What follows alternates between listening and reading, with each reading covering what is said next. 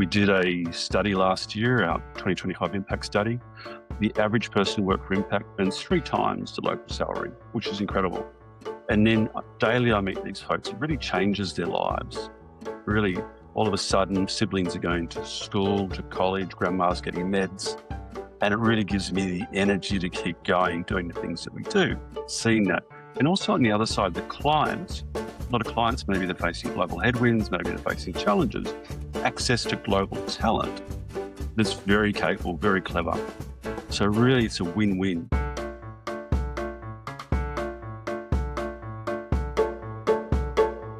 Welcome to the Impact Files podcast. I'm your host, Ned Wells, and I'm really pleased you're here.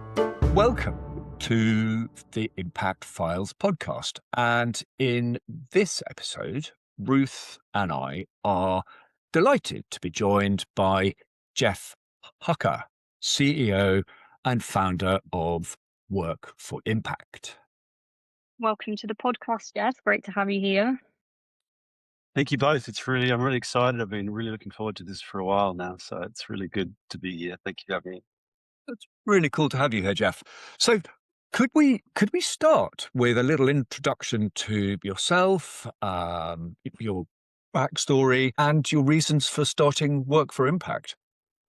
Absolutely. So I've got a bit of a funny path. So I was a pilot for many, many years.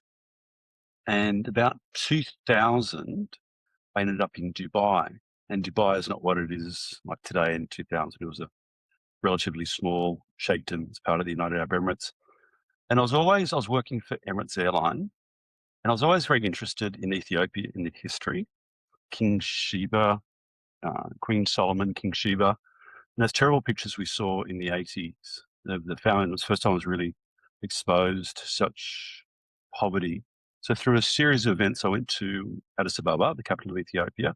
And through another series of events, went to a small orphanage. It was in the foothills of in a suburb called Cabana. It was run by Franciscan sisters. It was designed for about 50 kids, but at the time, it was the height of the HIV/AIDS pandemic, and there was about 250 kids there. And the kids were the same age as my son, Zach. He's 31 now, so they're about 5 or 6 majority. Just sort of hung out, played with the kids for a couple of days, and one of the kids made me promise to come back. So a month later, I came back, and then I said, where's Ned? Where's Ruth? Where's Peter? And a lot of the kids had passed away from AIDS. Absolutely broke my heart. Gosh. So this is the height of the HIV/AIDS pandemic, and the retroantiviral drugs are available, but they couldn't afford the $20 a month. And it was before PEPFAR. And if you don't know what PEPFAR is, it's what the Bush administration bought in 2003, free and subsidized drugs for the low-income countries.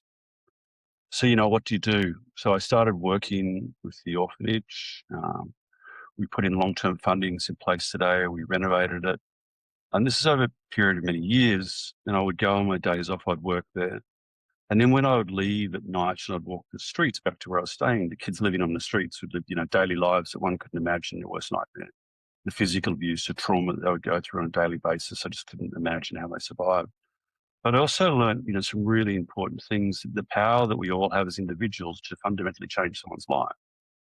More than just giving financial support or food, saying, Ruth, you'll be okay. I know it's tough, you'll be okay. And at this time, I was working with some really bright Americans that helped me build an alternate care kinship care model.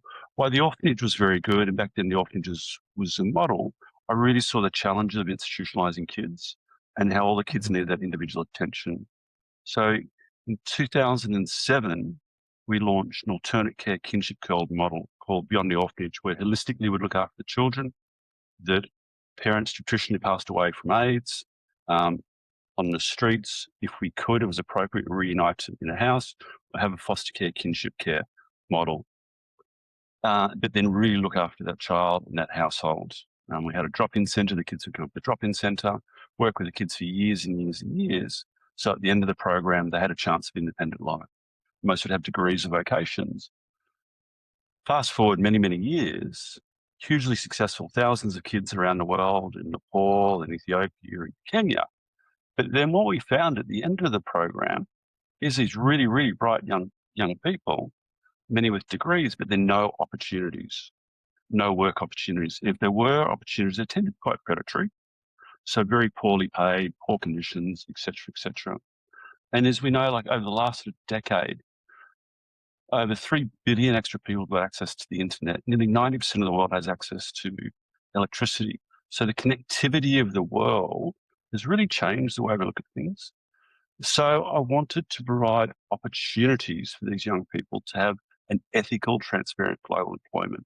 So that's really the foundation of why that we launched Work for Impact, is to address this problem, to change the cycle of intergenerational poverty through, not through having handouts, through opportunities and their global opportunities. So does that sort of give you a background of, Work for Impact and why we... That does. I mean, that sounds so interesting. I wanted to dig into that a bit more. So you said that when you started on this journey, you were working as an airline pilot. Yes. And so did you set up the orphanage while you were still working full time, or how did you do that kind of alongside your day job? I did. I kept working the whole time. I never took a salary from the charity. I always wanted to, the most valuable thing that any of us have is our time. And I wanted to give my time to the kids. They deeply touched me, still deeply touch me to this day. So I did the both, but there's many, many, many great people around the world that helped me and that we worked together for that common good. So I did the two in parallel till 2019. And then I started working on Beyond the Orphanage. So I was doing on Work for Impact. I was doing 3 things, but I wasn't doing any of them very well. So I stopped flying and then focused on Beyond the Orphanage and Work for Impact, which is really where my heart is. Which airline was it that you were working for? Emirates airline. Okay. And were they did they give you the flexibility that you needed? I mean, I don't know much about the life of an airline pilot, but I'm going to guess that it's quite sort of strict and kind of, there's a regime that you have to stick to, and whether you could go to a 4-day week or do this in your spare time, your family time. I don't know. It's really fascinating. So 2 parts to that question. Emirates Airline, hugely supportive. They have Emirates Airline Foundation that's still in place today. A wonderful organization, a wonderful charitable organization, chaired by Sir Tim Clark, very supportive in low and very low income countries. And the second part of it is, as a pilot, you tend to work in bursts. So you do a long flight and you'll have 3 or 4 days off. With Ethiopia only being 4 hours from Dubai, multiple daily flights was relatively easy for me to go for days off or in leave. So spending my time, my days off there, and I loved it. I loved Ethiopia. It's fascinating. And then as the organizations grew, it was more sort of a managerial, not boots on the ground for me, working remotely. Yeah. That's great to hear that Emirates have that foundation. That's not something I knew about before, and that you had the sort of the flexibility to work in that way. Yeah, I was very fortunate, and very fortunate for the support of Emirates Airline Foundation. Okay. So then you came to launch Work for Impact, and which year was that? We started the build in 2019. We spent a year on the foundation technology, and then we launched in just before the start of the pandemic. Great time to launch a new business. Well done, Geoff. I hear that so often. Okay, so can we go into Work for Impact, and if you could tell us a little bit about the sort of model, the business model, about what you're aiming to do with the business and how it works. Work for Impact is really to address the problem that I talked about, is the inequality and opportunities in low and very low income countries, but also provide opportunities for global organization to work with talent in other jurisdictions in other countries. And being a low cost country tend to be, lower cost of living. So the economics are very good for large organizations, but do it in a very transparent and ethical way. Outsourcing is a huge industry. By 2027, it's forecast to be nearly $1 trillion. But it also has a very bad reputation, very opaque, large margins in the middle from organizations. So I wanted to build an organization on a foundation of trust and transparency. It's very good for the global client, but also very good for the contractor or independent contractor. We did a study last year, our 2025 impact study. The average person who worked for impact earns 3 times the local salary, which is incredible. And then daily I meet these folks. It really changes their lives. Really, all of a sudden, siblings are going to school, to college, grandma's getting meds. And it really gives me the energy to keep going, doing the things that we do, seeing that. And also on the other side, the clients, a lot of clients, maybe they're facing global headwinds, maybe they're facing challenges, access to global talent that's very capable, very clever. So really it's a win-win in both sides of it. I sound like a salesman. I'm not, but it's... No, I absolutely love that. And the fact that the staff that you're providing are making 3 times on average what they would otherwise, that's brilliant to hear, because the social mobility and the opportunity that's going to bring is just enormous, I would imagine. It is. And not only on them, on the survey, really looked at their communities as well. Yeah. So not only in their direct family and direct orbit, but also their wider community is impacted. Yeah. Yeah. Very rewarding. And I'm going to guess that even at those rates, that's still going to offer good value to the hiring organizations as well. Absolutely. Like you look at most of our clients are in the US, UK, EU, and a traditional sort of saving is around about that 60 to 70% from hiring locally. But also that combination with our low fees, a lot of proprietary technology for the automation of what we do. So our OPEX, operational costs, are very low, is why we can have such low margins.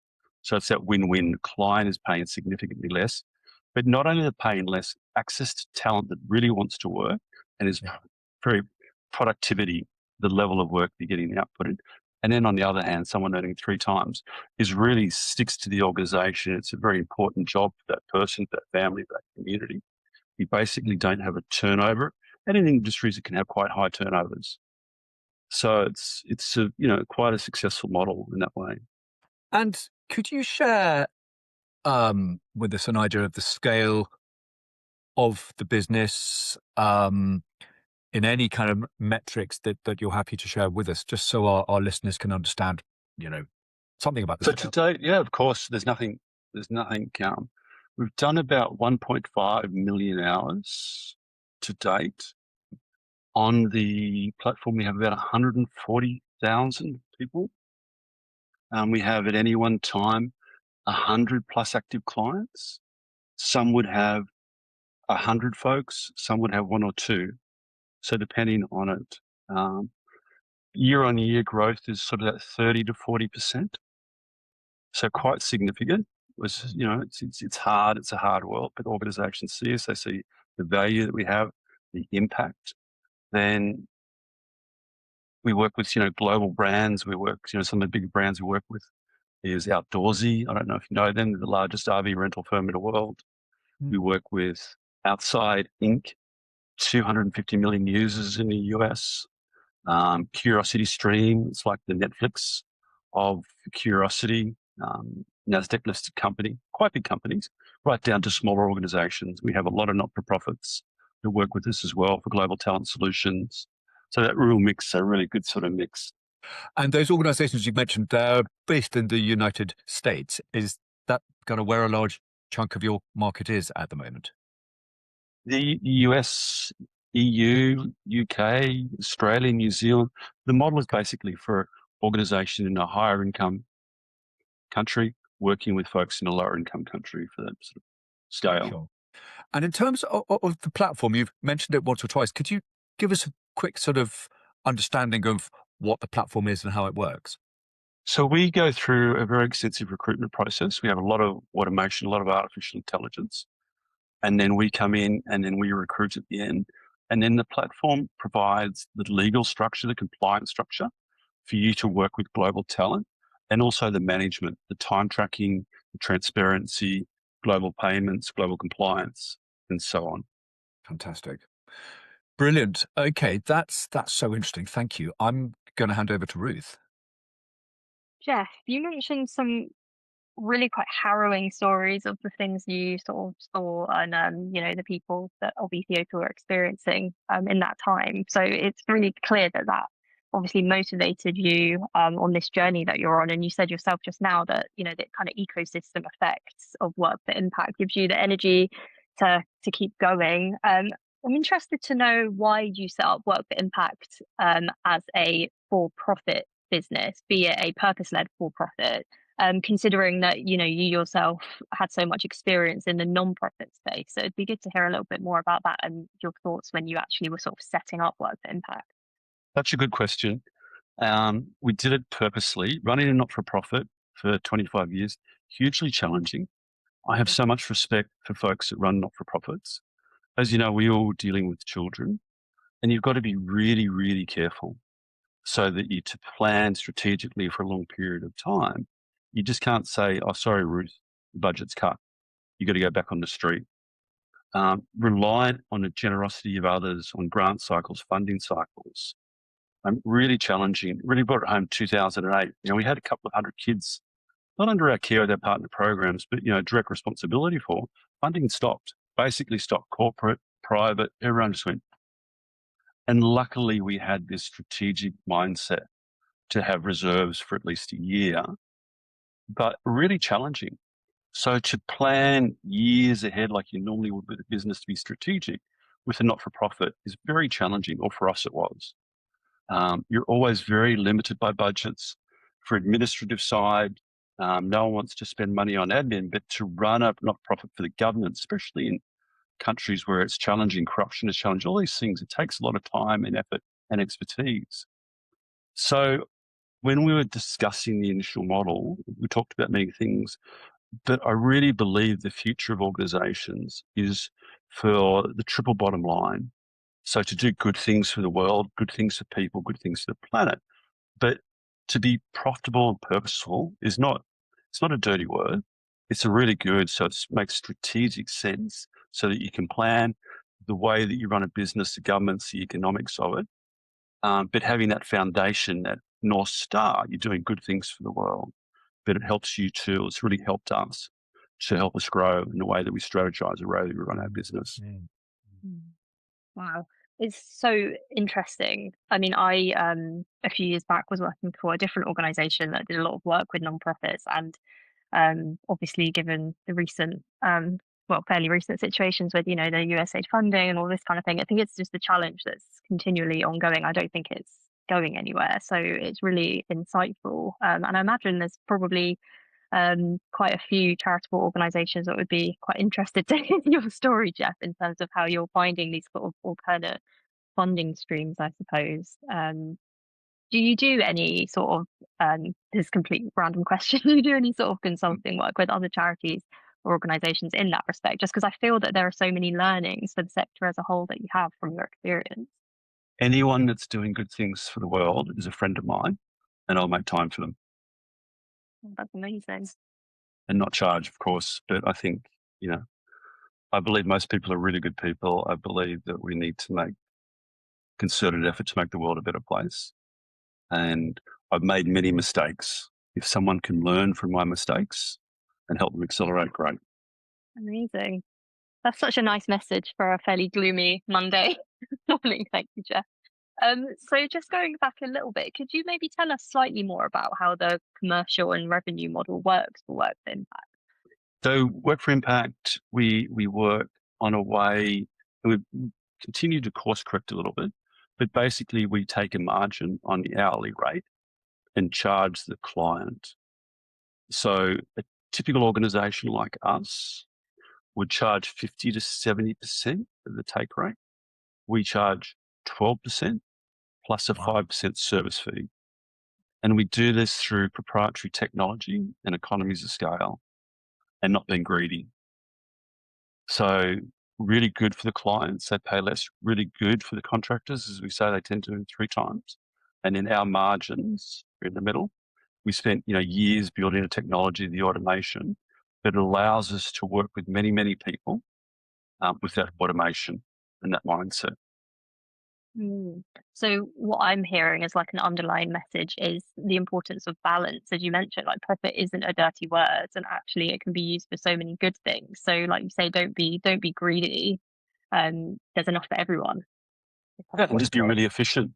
Be really, really efficient, Um, and having a global footprint, like our team is in like 23 countries, it makes us really efficient and really cost effective. Mm. We wouldn't have been able to be, if we were stateside in the US or even maybe the UK, it's quite an expensive jurisdiction. We probably wouldn't have been able to do it. But having that mindset, that global talent, is what we see with organizations as well. Like organizations will come to us, they're facing hardships, significant headwinds.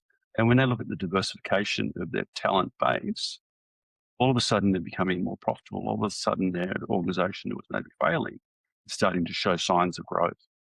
So having that mindset, that adaptability, and one thing that COVID, one of the many things that COVID taught us is that you can work remotely. Like it is, you and Ned in the UK, and it's very normal. We're talking together, we work together. Um, Thank you. Geoff, I wanted to dig down a bit into the business side of things. So you say that, I think you said earlier that the business is growing at something like 30 to 40%, which is amazing.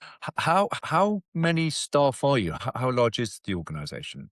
we've got a we've got 23 people around the world, but it's a bit of a hybrid model. So the way that we do it is that we'll have experts who'll use. There won't be a full-time equivalent. There'll be a part-time equivalent. Mm. And one of the many great things of being a personal organization, the talent that you attract, people want to do good things for the world. Most people are really good people. And then maybe they work for a larger company, but they feel disenfranchised and not really, they want to use their skills, their expertise, their intelligence, their training to do good things for the world. So maybe someone just works like a day a week for us or 2 or 3 days a week. We try and really keep our roster small so that it can really work with automation. But yeah, I think we're 23 all around the world. And in terms of the sort of the key metrics that you look at for the business, you mentioned number of hours, kind of sold number of hours that had been worked through the platform. Is that one of the key kind of metrics that you look at? And are there some others as well? Yeah. So it is revenue, of course, is important for Mm. us. Last year, I think gross service value were about $5 million, sort of growing at 30, 40%. So numbers are still relatively small, but the economies of scales are coming in. We invested Mm. really heavily in technology and it's Mm. starting to come fruition. Our platform and structure is really starting to mature. Technology is mature. We're very much doubled down in AI like everyone else in the world, but Mm. ethical AI with the glass box so that we can use it for our efficiencies and automation, not to Mm. replace staff, but to complement our team to help them Sure. to be more efficient. Fantastic. And we had a question about a sort of the people, processes, and the skills that you've put in place to support work for impacts need to be impactful and profitable. And that that as a question is good for sort of businesses that are coming from a kind of commercial route and then keen to work in the right way. But you guys, because your route is so much about driving impact and then needing to be commercially robust as well. That kind of fills me with interest about like how have you navigated that in terms of the people and the processes that you've had to put in place. So for the people, as I said before, when you're doing good things for the world, Mm. people naturally gravitate towards your business. Like the roster that we have, some of the expertise that we have, it's incredible. And, we're not a great big payer. We just can't afford, huge salaries. But people want to do good things for the world. Mm. And when you combine that purpose with a business, it's incredible what you can get done. That passion, that purpose for doing good things. So that, and bringing in these key people that really believe in it. So using your story before, your analogy before with an organization, if they're leaning more towards impact in the world, their staff would be very engaged. Really talking to their staff, getting the buy-in of their team. This is what we want to do. we're a traditional business. We don't do bad things, but we're not really, okay, this is what we want to do. This is a change we want to have. And then you'll see the impact in their teams and their staff, the morale.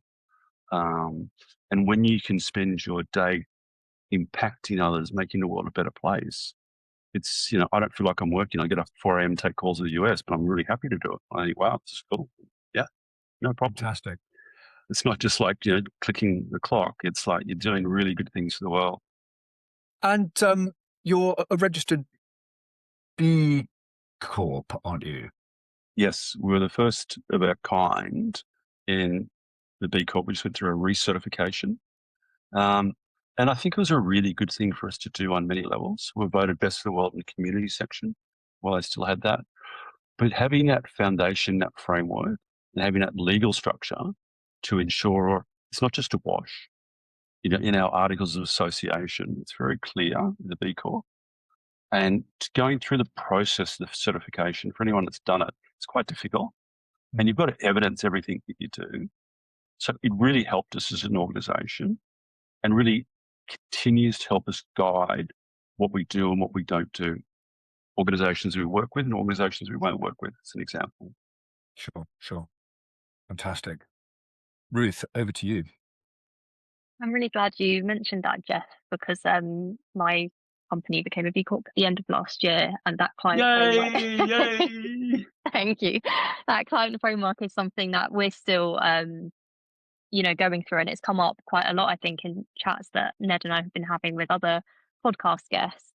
So, in a slight deviation, I hope you don't mind me mentioning if you could tell us a little bit more about your framework and how you decide, which clients you will and won't work with. Really, really good question. So when we first started, I was pretty militant. I would only work for not-for-profits, social enterprise, and B corporations. For a young company that's losing money, to say no to 2 out of 3 clients was pretty hard. And it was a real lesson to me in a lot of ways. So, clients would come to us. And I remember specifically there was these 2 lovely ladies in India, and they had a woman-founded, led organization that worked with women in their communities. And they were doing lots of, quite good things, but they weren't a not-for-profit, they weren't a social enterprise, and they weren't a B Corp. And I said, sorry, we won't work with you. And they gave me a real talking down. They really had a go at me. They said, how dare you? And I said, what do you mean? She said, well, we're a really good organization. We do good things for the world. We really look after our folks, but we're not a B Corp. We're not a social enterprise. We're not a not-for-profit. And I thought, fair cop. Yeah, really fair cop. So, and it was a lesson to me as well that there's a lot of organizations that are not bad organizations, but they're sort of on a bit of a path. But by the very fact they're working with us and employing someone in Ethiopia or in Tanzania, they're having significant impact. So that we really change. We're still under a B Corp and under our own organizations we just won't work with. If you're doing bad things for the world, it's just a straight no. There's a lot of organizations that are on a bit of a journey. They think, okay, we need to improve. And then why shouldn't they get talent through Work for Impact to bring in consultants or experts to help them? And in the very fact employing through Work for Impact, they're making a significant impact. So it's a real lesson to me from this quite militant, no, to what? Actually, no, you've got to really, and I'm thankful to those 2 beautiful ladies in India that, gave me a bit of a talking to. It's such an interesting point that you make, Geoff. I did a course last year at a place called the Cambridge Institute of Sustainable Leadership, and the course was in sustainable marketing. And they categorize organizations as red, amber, and green. And red being those organizations that quite clearly you shouldn't work for. Green organizations being those that were set up to be purposeful in the first place. They're a charity, they're a social enterprise, they're a B Corp, etc.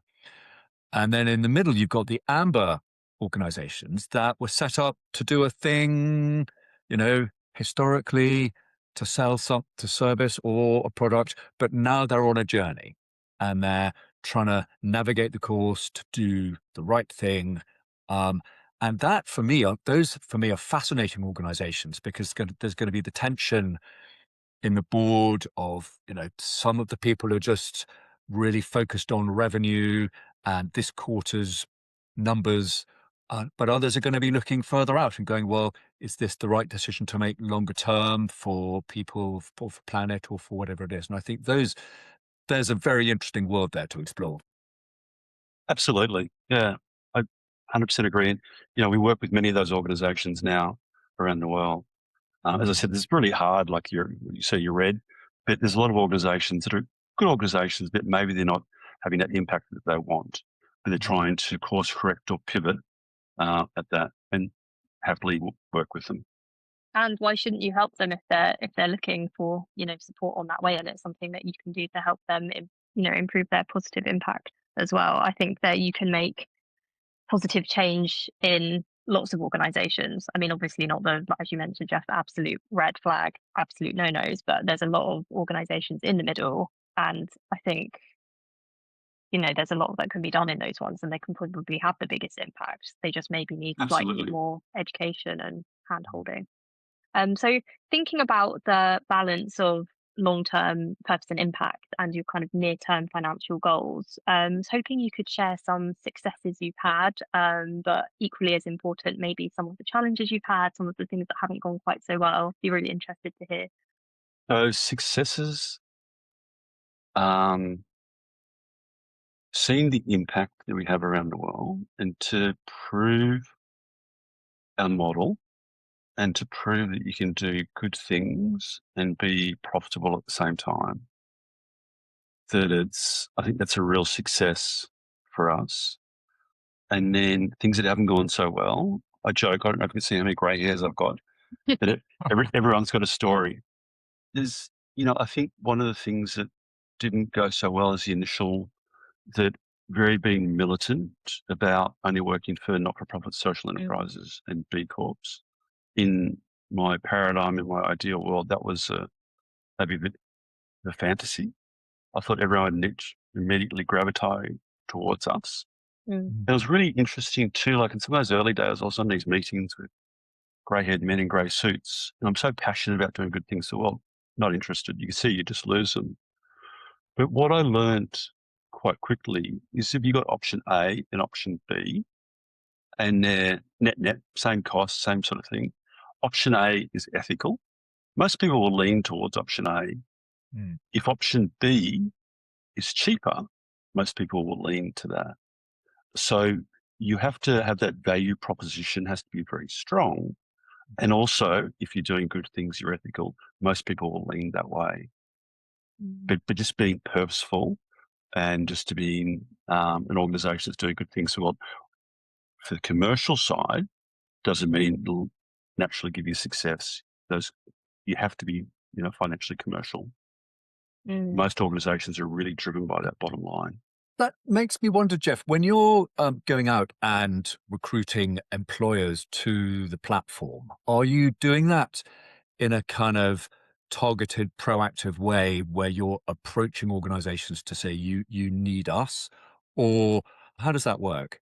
It tends to, like, organizations come to us, which is they tend to come to us initially for the economics. And then once they find out all the impact side, they double down. But the initial conversation is normally around economics. So solving a problem for the organization, we're offering global talent solutions, we're a serious organization, we have all certifications, etc. And then they find out more and more and more about the input that we have, our pathways program, our studies, etc. And then they really double down with us. But the initial thing is the economics. So you're almost saying to get the foot in the door, you have to have like a good financial proposition. Basically, it has to be viable Yeah. economically for them. A and B, like if B's cheaper, Yeah. they'll lean that way. If A and B are net, A is ethical, A is doing good things, so most lean that way. And do you And think it's an interesting thing to understand. You just think, okay, someone's doing good for the world. There's a premium for it. But in this global uncertainty that we have, the global headwinds, the turmoil that we have in the world, that bottom line is very important for most organizations. Yeah, and I was just about to ask you actually if you feel that that will ever change, or you I hope think so. in some fantasy universe, many years into the future, people might just make a decision because it's better rather than, even if you, as you say, you might have to pay slightly more. I think in your generation, I see, I'm the last of the baby boomers, the last year with baby boomers. I don't think we did a very good job, but seeing younger people come through, and still at 61, I feel that I'm young, but looking at the way they look at life, looking at the way you look at impact, looking at the way that you make choices is very different to my generation. So it gives me great hope for the future in the way that the different lenses you're looking through. So hopefully with your generation, that you'll think, okay, option A and B. Option A is doing good things to the world. It might be a little bit more expensive, but I'm going to lean that way. I'm going to buy clothing. I'm going to buy a lot of clothing. I'll always go to Patagonia for that Mm. reason. Yeah, Um, and I think you kind of touched on it earlier as well when you mentioned about the sort of mission importance when it comes to employee retention as well. I think a lot of people who are just joining the workforce are wanting motivation beyond just what compensation they can get for a job. They want to feel like they're contributing to something. So I think that's always quite a positive indicator as well. Absolutely. Yeah. Great. Geoff, I'd like to come on to the question around media and communications and marketing. And we've got a couple of kind of options that we could look at there. One of the questions is what is the big sort of strategic role that media, communications and marketing could play in your sector to drive purpose alongside profit? And then our alternative question was like, what is the role of communications and marketing in driving your business to be sustainable? So whichever of those feels more kind of natural. I think they both go together really for me. I think that, the importance of communication and media for the organization can never be underestimated. Of how you tell your story, how you connect with the right audience, how you motivate the right audience for your Mm, end goal. I think it's really important, and how with dealing with professionals, you can really drive the results you need and being mindful of your return on investment. We all know that advertising can be hugely expensive, and then mhm. how you get the return on investment for the right audience, and then how you tell your story, the channels that you tell your story, what is the benefit of social media for you? And it's a really, this is your world, not mine, but I understand how complex it is now and complex it is with artificial intelligence. And we're just bombarded day in, day out, and whether it's in our social media or cold emails and outreach. And how do you get past that noise? How do you get to the decision makers? And that's being, guided by professionals, professional organizations that really understand your market, really understand how you can get the results you need. I guess one of the things that occurs to me is that the audiences you're dealing with, on the one hand, are, the sort of hiring teams in big global organizations who are going to be looking for kind of talent solution. And on the other hand, you've got kind of energized individuals in the global south who are looking for work. And in terms of marketing, there's there's a distinct overlap in those two audiences, but also they're potentially really different. Absolutely. Like for us, for the independent contractors on work for impact, a lot of people want jobs. If Mm, you're earning 3 times what you are in a local wage in, a low income country, there's no shortage of applicants. The indeed. hard one is the clients, finding the clients that really believe in the mission, really believe in what you're doing, Mm. and will try. And how you get in front of them, how you get through all that noise that's out there to find a decision maker, to find that right person, to set up that call, for them to open your email or whatever it may be, to read your blog. It's complicated.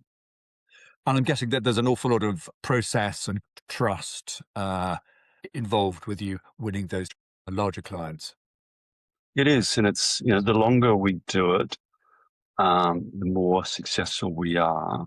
And most of our work these days is inbound and referrals, which is great. Organizations, large organizations, listed companies that work with us, will happily jump on a call and give a verification of what we are to work with, what it's like working with us, which is great, which is really rewarding, for us. That's great to hear. That's great to hear. Ruth, over to you. Thanks, Ned. Yeah, I think we like to ask a question about how you see your sort of organization evolving over the next 12 months or so. But on reflection, that maybe sounds a little dull. So I thought maybe I'd reframe and ask what's coming up with Work for Impact in the near future that's really exciting for you. There's lots of things. We've doubled down on ethical artificial intelligence to make us really, really efficient. For our processes, for the way that we screen high volumes of candidates to ensure everything we do is ethical. But at the end of the day, the organization wants to hire the best person. So how we actually do that, we're releasing some things in the next few months. We continue to improve in all our processes. We have very much a Kaizen mindset, always improving to make it more efficient for the independent contractors, then also for the clients. Very excited for the years ahead, that we're quite different in our model. And I'd really like to disrupt the global outsourcing market with a more ethical, equitable approach and get rid of the big fat companies in the middle that are not very nice to the world, not very nice to people. And then show organizations there's a better way to do things. And it doesn't have to cost you more, it can indeed cost you less, but also you can have an impact on the planet, on people as well. That's my hope for the next period of time. That's great. Let's see. Yeah, We'll meet again next year. Yeah, given give it a go. everything you've said so far, I feel that I have no doubt that you can achieve those things, because it really sounds, like you've set up something really incredible, really different. And as you said, it is quite disruptive. I've never heard of anything like it. So, kudos to you and your team. Thank you. Yeah, there's many of us, but we're a really good team. They're very motivated. And again, like I said before, when you meet independent contractors, they're all of a sudden their siblings are going to university, grandma's got the meds, community's got something going on. It's incredible. It's wow. I don't know if you read our impact report, but you just see the numbers, you think, wow, this is cool. That's a fantastic feeling. It's good. It's really good. And it's empowering someone. It's not giving a handout. It's really empowering them. They're responsible for their own destiny. We're just sort of giving them the tools. We're giving them the opportunities. Maybe facilitating is a better word for them. And I think you've kind of started to answer our next question, which was about where do you hope your sector will be in maybe 10 years' time? And I'm certainly hoping that it's going to be you in there really disrupting. I'll be fighting. I'll be there. Like I said, it's a $1 trillion industry by 2027. It's huge. And it's being dominated by some huge global players, but really changing it, really looking at the human side of it, looking at the people, using technology, doubling down on ethical AI to the facilitation so organizations can get the benefits of global talent pools, but also a win-win, not just one win, the win-win on both sides of the equation. And the connectivity, so people can stay in their villages, they can stay in their language groups, they can stay in the safeties of the communities, not go to large regional centres and all the socioeconomic problems associated with that. I think these things are really important to us, and it's working. We've just got to grow it. When you say ethical AI, what do you mean by that? So just to me, a lot of AI is like a black box. Yeah. How does it work? We do an API call to ChatGPT, Gemini. It's just this sort of black box. So for you to really understand what we're doing with your data, what we collect, what we don't collect, do we look at intonations? No. All we're doing is praising your words. We don't make. So being very transparent with it, right, using it as a tool for argumentation of what we already do. but a really clear, so it's like a glass box. You can really see inside. It's just not this obscure thing that happens. And you think, wow, this is, so yeah. So a glass box rather than a black box. That's a great expression I've not heard before. Yeah. Oh, I didn't make it up, unfortunately, but it's, you get the context. You can really look inside. Okay, this is, yeah. I love it. I love it. I love it. Okay. One piece of advice for businesses pursuing sustainable and financial objectives. Do it. Do good things for the world. Just do it. Crack on. Just get up, do it. If you want to speak to me, I'll willingly make time with you. I've made lots of mistakes. You probably learn from my mistakes, but just do it. And it's like, as I said, I'm so excited about working for Work for Impact. I get up and I call. I work all day, and my wife's going, "It's midnight, sweetheart. You got to go to bed." And I'm like, "Oh, okay." But that energy, that enthusiasm, totally. And when you're doing, and for me, that drives me much more than anything, any material possession I could ever own. We're not poor, but we're not wealthy, and I don't really want to be. I want to do good things for the world. I want to have an impact. I want to hopefully leave the world a better place than when I came here. So, Geoff, you're amazing. That is a brilliant note to finish on. Thank you so much, Geoff. How can people find out more about you and Work for Impact? Workforimpact.com is the site. You have a look at it, and then I'm contactable. LinkedIn. Direct message me. Love to speak to you. Love to meet you. Love to learn from you. And yeah. And you guys, thank you for your time. And thank you for doing the good work that you're doing. It's really inspiring. Awesome. Geoff, that's brilliant. Thank you so much. It's been really lovely talking to you. Thanks, Geoff. So interesting. Thanks for joining us today. If you've enjoyed this episode, please subscribe, like, and share it with your colleagues. For more about the podcast, about us, our marketing services, and our wider support for purpose-led organisations, please visit our website at theimpactfiles.co.uk.